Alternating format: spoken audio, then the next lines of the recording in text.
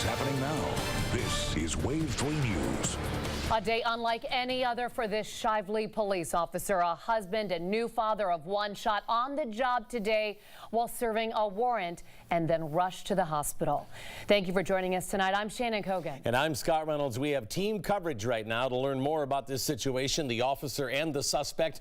We start with Wave 3 News reporter Katie Bauer. And Katie, we're expecting an update any minute now from Shively's police chief. Yes, we are here at the Shively Police Department awaiting that update, and we will bring it to you live once it happens. But just to tell you about today, this was a situation where, police took precautions. They were prepared for anything, but this just goes to show you that you never know what's going to happen in this line of work. Now, this morning, several Shively officers went to the home in the 4100 block of Eden Lane to serve a narcotics search warrant.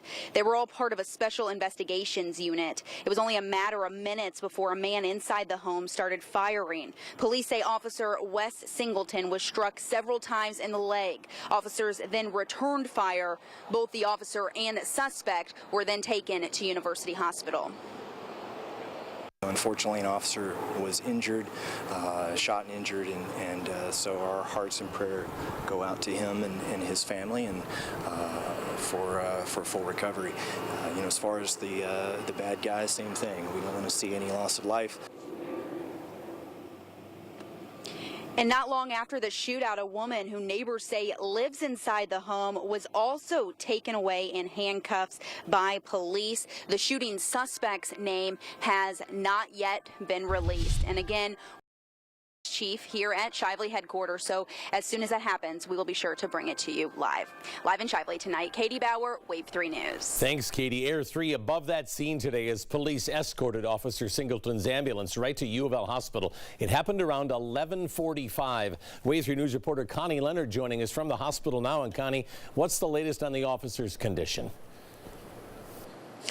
Well, Scott, the 6-year Shively police veteran, young husband and father is in stable condition tonight. Great news considering he was shot 4 times in the legs, says his police chief. And friends tell us that he had surgery this afternoon, and they say it went well, which is great because it has been an emotional day, especially here at the hospital as the rush to close off some streets as a caravan of Shively and LMPD officers got him here to University as fast as they could, of course, with heavy hearts. We are told that the officer had some serious blood loss on the way here. Chief Kevin Higdon says Officer Singleton's family has been by his side the whole time, and they are taking this as well as can be expected. The chief got a chance to talk with his officer and shared that moment with us. Told him we're here, we're good. I hope you're going to be okay, and he's good. When news went out across the city that an officer had been shot, every police family was concerned that it was their loved one, because every family, every police family knows the risk, and every day they leave for work, they know what can happen. And so this is unfortunately a reminder to all police families of the seriousness of the job and the dangers of the job, and that life can be dramatically changed instantly. Eric Johnson was supporting heroes there. When he got the news that the officer had been shot, it was very quickly after it happened. He was in Bowling Green. He rushed to get right back up here to the hospital. That organization, of course, not just here with the officers' families after it happens. They're with them through all of the recovery and much longer than that, making sure they get out of this situation okay. A lot of support here today at the hospital from officers all around the community, city leaders, and, of course, plenty of friends and family. Reporting live from University Hospital, Connie Leonard, Wave 3 News. Thanks so much, Connie. Tonight we are hearing from one of Officer Singleton's very good friends. And we're also learning more about exactly who was living inside that home where the shots were fired. Wave 3 News troubleshooter Eric Flack has been digging into both of those angles for us tonight. He's joining us live from our interactive zone. Eric. Hey, Shannon, Officer Wes Singleton was serving the drug search warrant at 4113 Eden Lane in Shively when he was shot in that furious exchange of gunfire with at least one of the suspects inside that home. Now, Singleton grew up in the south end of Louisville. He graduated from PRP High School. He's a tennis player and wanted to be a police officer ever since college. Friends tell us he's a family man with great religious faith.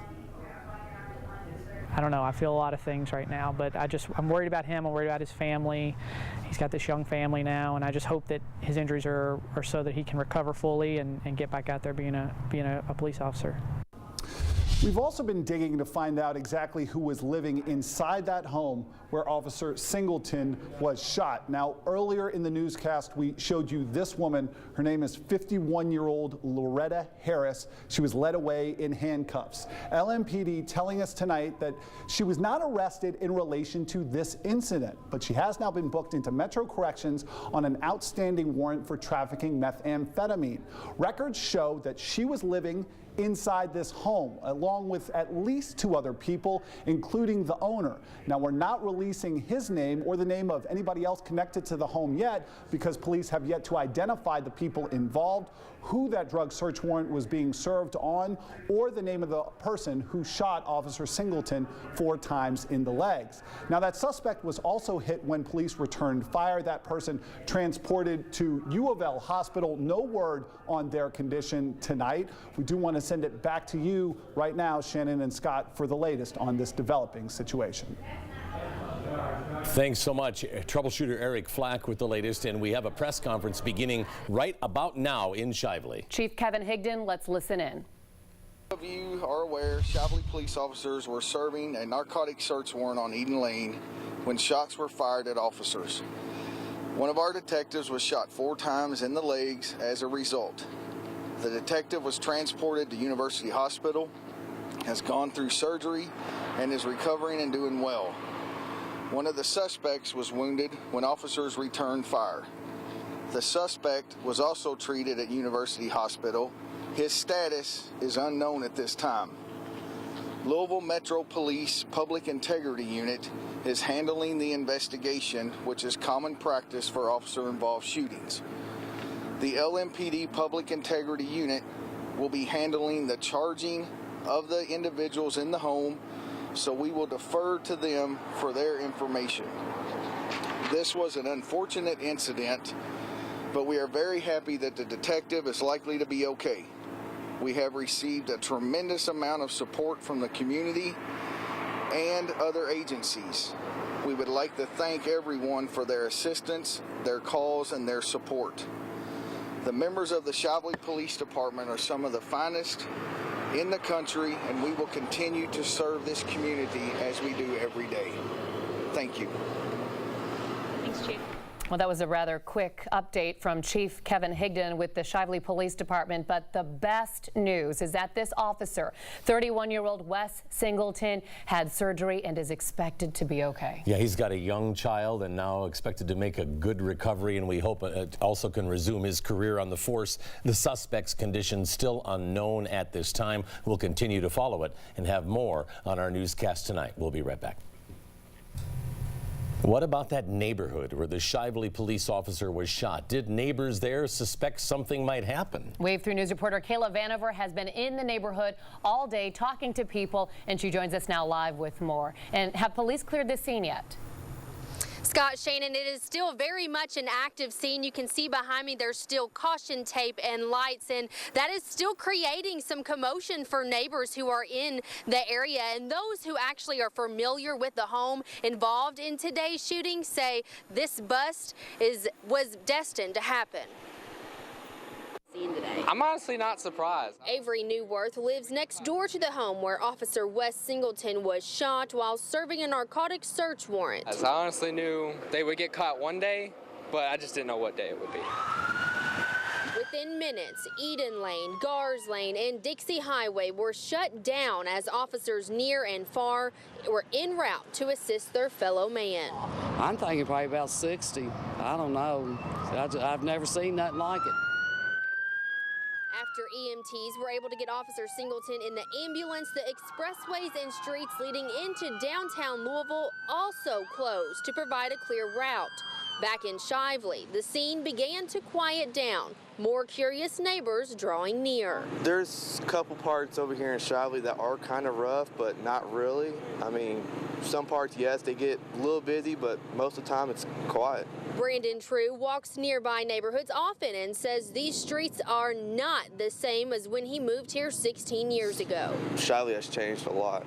I used to be able to run around and play around with everybody, and now it's just, do I want to go over here? Do I want to go over there? I mean, it's a little skippy. Dozens of neighbors turned away during their ride home this evening, unable to access their home due to the ongoing investigation. Then there are the ones who were home, unsure of what's next. Kind of nervous. I asked the officers if I should get back in and lock my door, because you know, you just never know anymore. I live in Shively. I know some of the officers. I trust them. Shively police did respond to a murder just last weekend on New Year's Day, a couple miles from here on Chester Road. But the Shively police chief says they've not had an incident comparable to today in 30 years. Reporting live in Shively, Kayla Vanover, Wave 3 News. And our team is staying on top of this story. We'll have much more for you here and on wave3.com. Well, police still do not know who was behind that vague threat that prompted heightened security at more than 200 schools in the Louisville area. And today, more than half of Jefferson County Public School students ended up staying home. Wave 3 News reporter Gordon Boyd live at Mazik Middle School in Smoketown. And Gordon, what's the plan now for Monday? It's back to normal level 2 security, Scott and Shannon, unless some more specific information were to come in over the weekend. JCPS didn't call any lockdowns, didn't have any more officers on campus than usual. Stepping up to level 3 really means being more watchful. What Superintendent Dr. Donna Harkins calls an overabundance of caution to reassure parents, but reminding them that they have the final call on whether to send students to school. 45.5% the average attendance district-wide, more than 51,000 students no-showing. No pattern, administrators say, as to which schools had more or fewer, but frustrating for everybody involved, wondering what the threats are, who's behind them.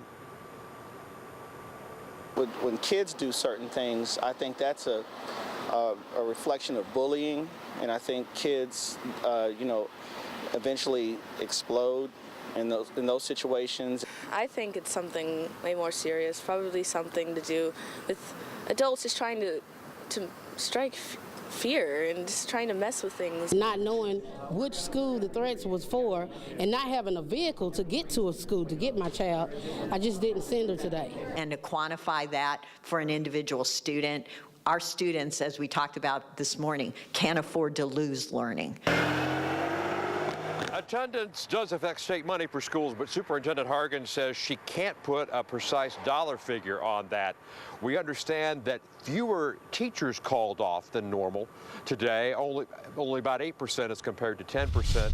Dr. Hargan says that the rules will apply for excused absences regardless. Live at Mazik Middle School in Smoketown, Gordon Boyd, Wave 3 News. Well, just one Powerball ticket could get you more cash than what Taylor Swift makes in an entire year.